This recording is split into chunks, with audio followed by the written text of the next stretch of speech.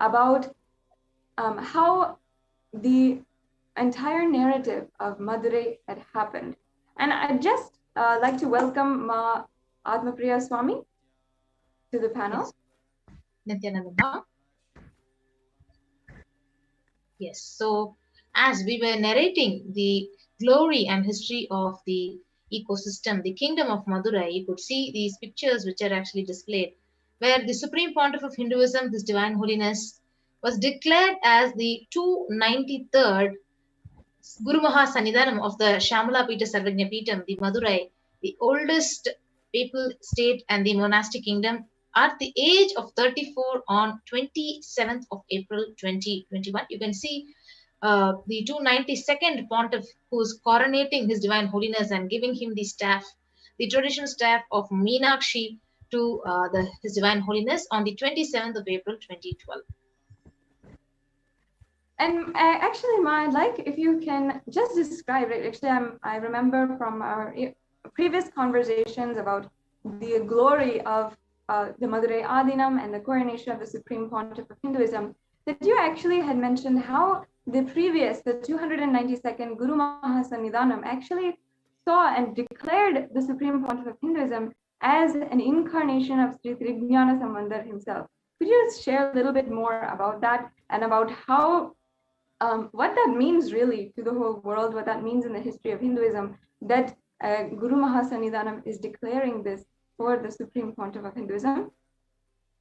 Yeah, yes. So it was way back in 2012 when some of the disciples of the Supreme Pontiff of Hinduism had met the 292nd Pontiff. And after a while, he had actually told that he got a dream, and Paramashiva had literally told that Swamiji, the Supreme Pontiff of Hinduism, is going to be his successor of the Madurai Adinam. And literally, it is blessings of Paramashiva and Meenakshi herself to have Supreme Pontiff of Hinduism as the 293rd Pontiff of Guru Maha Sannidhanam. So this was what exactly he had actually told in all the media, in the press, and that is after which he came to Adi Kailasa Sarvagnya Peetam. He met the Supreme Pontiff of Hinduism and he coronated him in both places, in Adi Kailasa and in Madurai. These are the pictures, as you had said, I remember very clearly. So he came to our Adi Kailasa Sarvagnya Peetam, where this is the picture which is projected over here, and also in Madurai when he coronated him, saying that he had a dream and revelation to him that the Supreme Pontiff is an incarnation of the Trignyana Sambandar, and this has happened only by the blessings of Paramashiva and Meenakshi.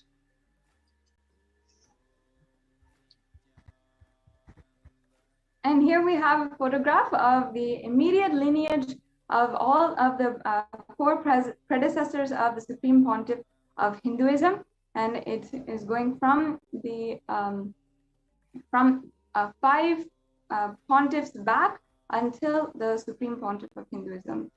We have each and every one of Guru Maha Sannidhanam.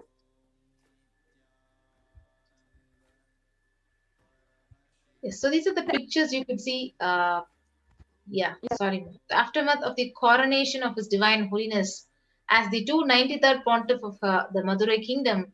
So he literally walked the streets with the 292nd Pontiff, and he met each and every person in the street, and every day he used to go to the Meenakshi temple and heal people who ever come to the Adinam and offer annadan to more than 5,000 people per day. So that was the beautiful contribution after the coronation of the Supreme Pontiff of Hinduism.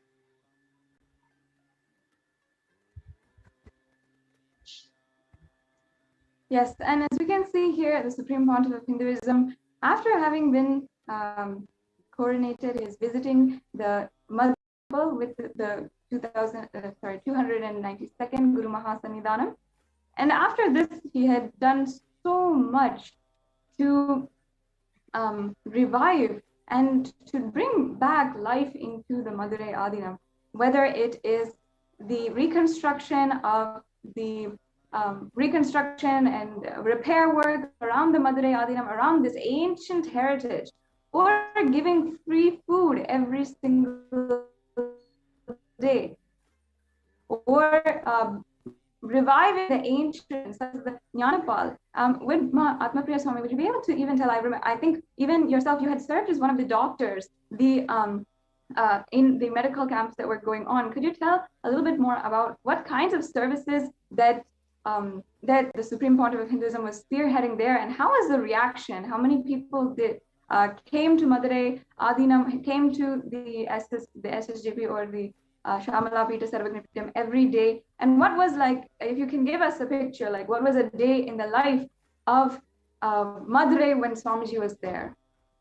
Yes, so when the Supreme Pontiff of Hinduism was there in Madurai, so literally in terms of Annadan, I could see around more than 200 volunteers were staying in campus in the Shamalapita Sarvagnapitam, and we were cooking and serving pure sattvic organic food in the Madurai Adinam, and per day, like for one meal. So we used to give 3 meals 24/7. So it is not only limited to 3 meals.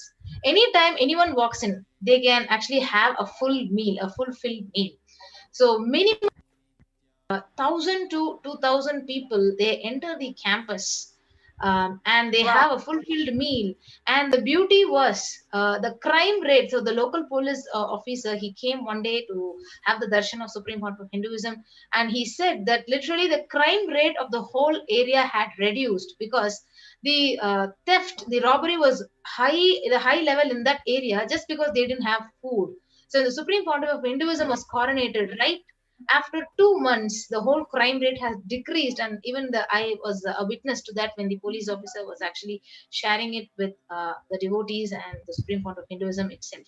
So that was the level of enriching just in terms of Annadan, which was done in the Shamalapita Sarvagnapitam when the Supreme Court was coronated.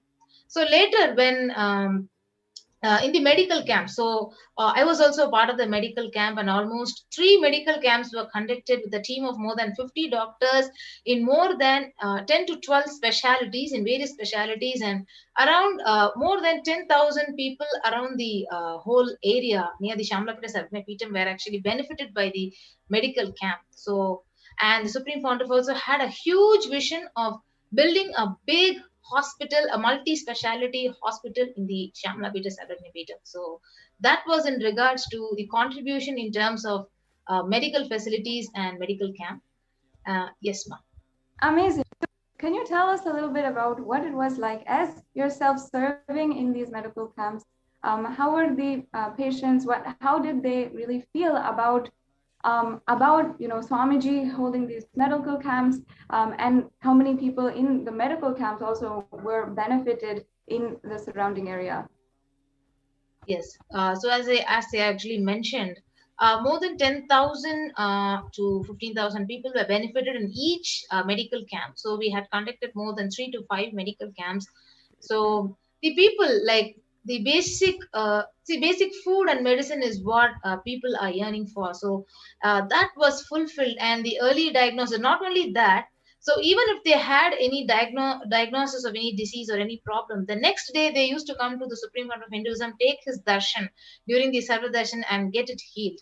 So this was a huge service was actually offered in the Shamlapita Sarvagnapitam when the medical camp was actually conducted, and we had a team of more than 50 doctors, all of them who were initiated disciples of the Supreme Pontiff, and everyone, like literally, not only the doctors, we had more than 100 volunteers in the medical camp who had come over there and distributed free medicines. So whoever came to the medical camp received free medicines for whatever problem and medical illnesses they were actually facing.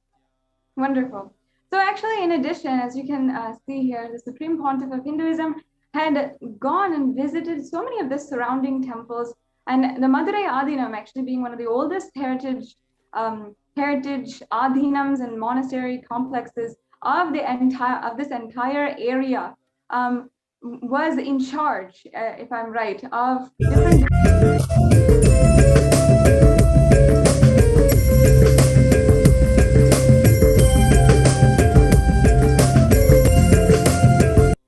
And the Adinam. So as a part of this, the Supreme Pontiff of Hinduism had visited these temples, had initiated so many repair projects, not just repair, but recovery, reconstruction, and had initiated even volunteers coming from all over the world in order to begin the restoration of these ancient heritage. And these are some of the oldest temples in the area, if I'm right. So can you tell us a little bit about the restoration projects that Swamiji had spearheaded at this time, led, and he even led and started to do the same, like lead all the volunteers in restoring. We have footage of that, which is an amazing thing. If you can describe that, Ma, we'd really like to know about these restoration projects that the Supreme Pontiff of Hinduism spearheaded at this time. Yeah, so actually there are 4 temples which are a part of the Madurai Adinam. We can see the Kanchanam, the Kachanur temple, and 2 more temples which are a part of the Madurai Adinam. So the Supreme Pontiff, actually, he physically visited all these 4 temples. These are the ancient temples which are a part of the Madurai Adinam, the Shamlapita Sarvajñapita. So he literally, we can also see few visuals and pictures of how Supreme Pontiff, he physically was there. He was physically cleaning each and every pillar and each and every statue, each and every deity inside the temple, and he was literally supervising the whole temple area. So literally sitting there and monitoring and cleaning the whole temple, and he was actually an intense part of the cleaning process and the revival process of the all 4 temples. So that is what is the video which we are watching here. So he went, not only visited the temples, he was actually on ground. He just did the work. I don't know, I don't have words to say, but literally I was also a part of the project. Right. So we do have footage of the Supreme Pontiff of Hinduism himself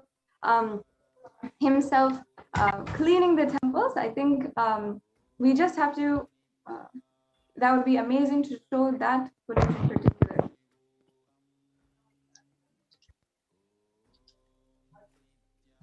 Yes. I think now we have to stop the screen share and then we can start. Yes, we can just show that video of the Supreme Pontiff of the Supreme Pontiff of Hinduism himself spearheading the project of restoration in Madurai. And we're doing this, we're understanding about this is because the Supreme Pontiff of Hinduism had literally visited temple by temple, had literally shown so many different heritage sites to the whole world, brought the Shamanapita Sarvajñapitam to the international audience. And from all over the world, volunteers had literally signed up to come to start and join in on these projects. And there was, as you can see here, these are some of the temples where the Supreme Pontiff of Hinduism himself led the restoration projects. And these temples, do you have an estimate of how old these temples are? I'm quite sure that they're some of the oldest temples in the area, even.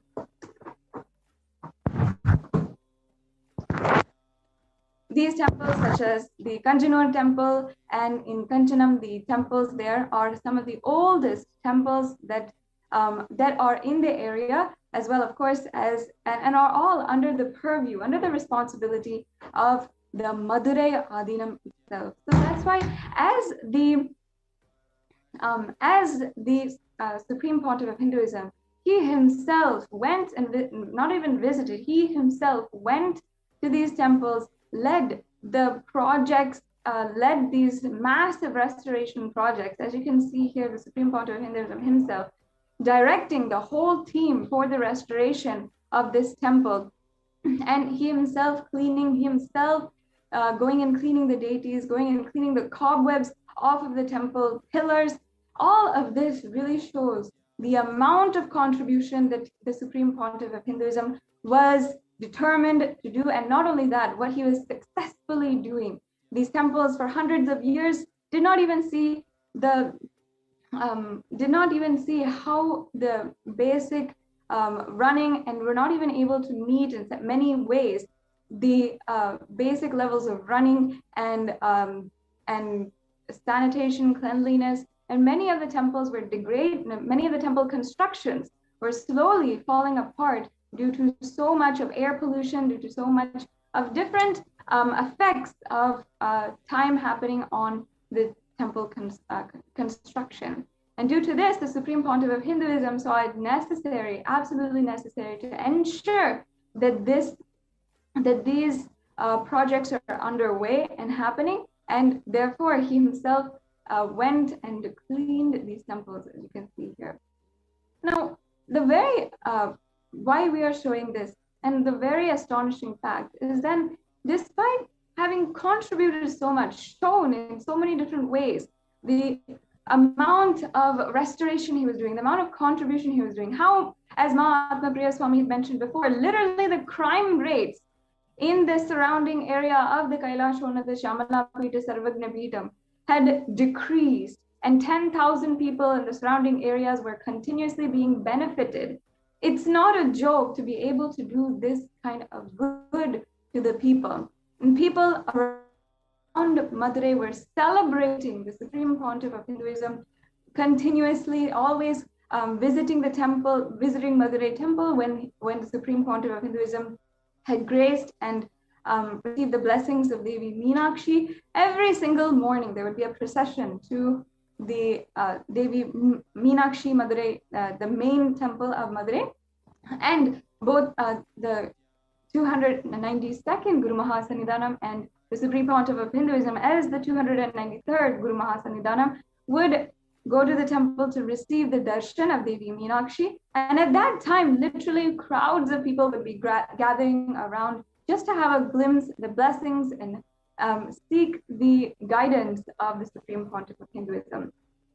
So in this way, the Supreme Pontiff of Hinduism has given so much has contributed so much to the Madurai Adinam, to Madurai itself. It's not a joke to be able to say that 10,000 people in the surrounding areas were continuously being benefited. As you can see here, as I mentioned, the Pontiff of Hinduism going to the temple to receive the darshan, and like this, going to every single temple. And not only that, the programs that were being offered.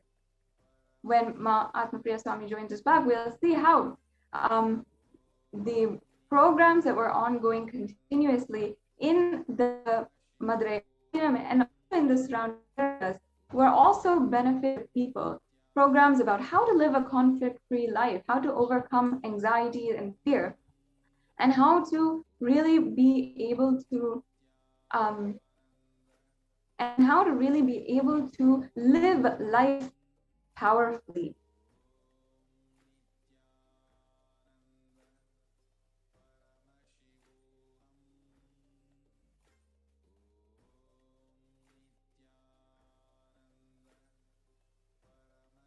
So as you can see, the Supreme Pontiff of Hinduism, along with the temple administrators, the leaders of the community, who are also discussing and speaking about the activities, the social, spiritual activities that are going on in the temple, the benefits that is reaching the people, and so many other issues that are concerning the temple, including the regular attendance and the regular treatment and of the pujacharyas, the worship, the rituals, everything. The Supreme Pontiff of Hinduism would be consulted for his guidance by the temple administrators and the leaders of the surrounding area.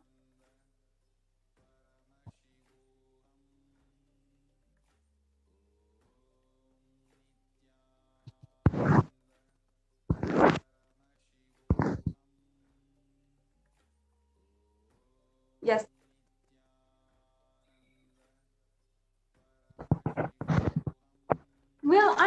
We'll be understanding next.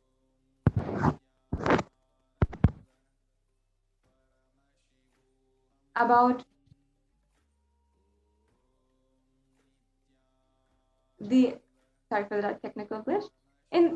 Now in the next few minutes, we'll be understanding about, despite having successfully transformed this indigenous kingdom, revived this indigenous kingdom of the Shamala Pita Sarvagna Pitam, even though he had revived this, the Shamala Pita Sarvagna Pitam, the Supreme Pontiff of Hinduism had literally been undergone so much of attack over the course of just a few weeks.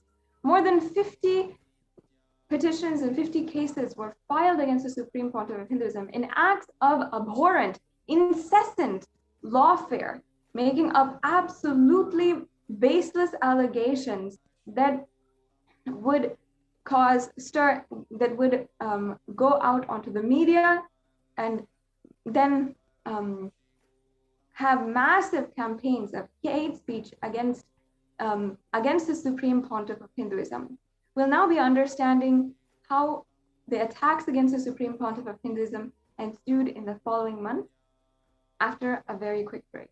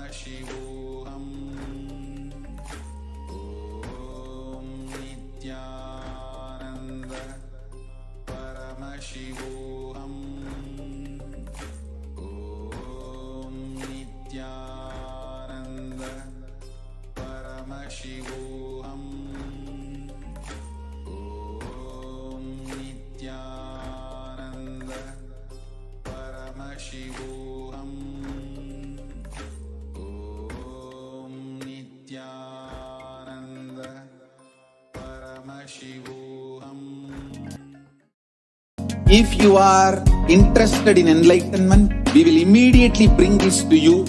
If you are not interested, we will explain the whole science, inspire you and make you interested in enlightenment time. We need to cater this enlightenment science to the whole world wherever they are, because enlightenment is the birthright of all human beings. Kailasa is responsible to provide that to all human beings.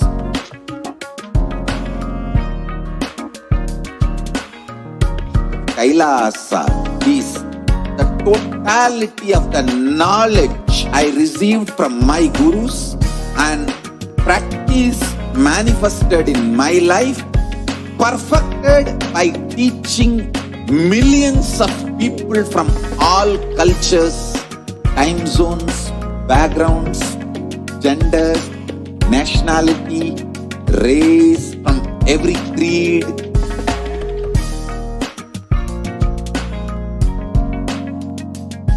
So this absolutely perfected knowledge available to you, served to you in your home, without even you moving out of your couch, free of cost.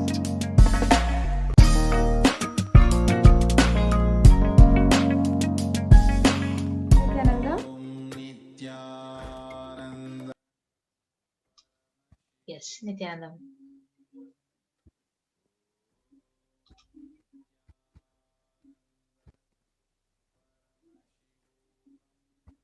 Nityanandam, once again, welcome back to all of the viewers. And just as a recap for what we have been through, what we have discussed so far with Mahatma Priyananda Swami is the amount of contribution, the amount of successful revival of this ancient Hindu indigenous kingdom that the Supreme Pontiff of Hinduism had done in a very short amount of time. I think just within 1 month, if I'm right, Mahatma Priya Swami, that within 1 month, the entire Adinam had just been transformed. And again, whether it is the Annadam, the medical camps, the restoration projects, not only inside of the Madurai Adinam, but also in temples across this area. So in just a short amount of time, immediately after the Kailasa Shamanapita Sarvagnapitam, the coronation that happened on the 29th of April in 2012, immediately after that, in record-breaking amount of time, there was so much activity, so much celebration, so much of good that was happening for the area, for the people, and ultimately for Hinduism. And it was, and even now seeing the pictures, as you can see, there are all of these different projects, all of these different